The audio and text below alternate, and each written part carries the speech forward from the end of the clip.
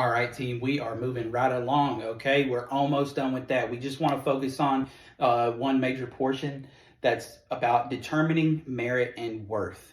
So, what is the merit and worth within our program? So, as an evaluator, you have to look at the critical part of the evaluation, and that is to form judgment about the merit, value, worth, and significance of that professional learning program.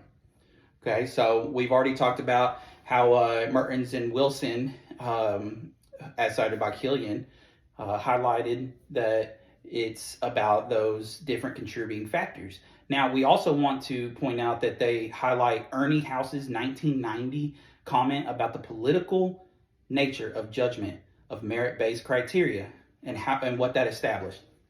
Okay, so House noted that it is good for one group, may not be good for another.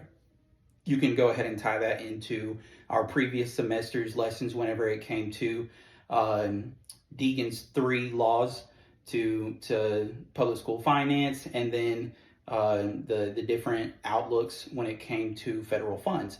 Okay, now it is reasonable to participate to experience for participants to experience dissonance and disequilibrium. Okay, so consider the data technology.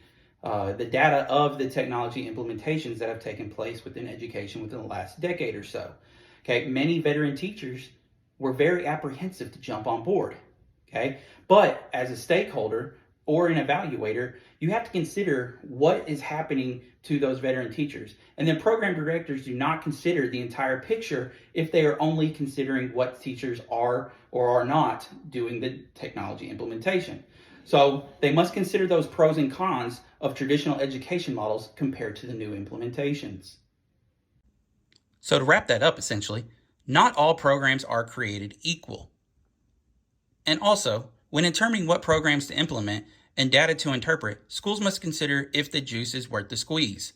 Think of your HRS, high reliability school systems, and those capturing kids' hearts, and whether or not you believe that those programs were worth the money that were put into them. Considering those merit and worth value systems, question number 5, what professional learning program was not worth the squeeze? Why?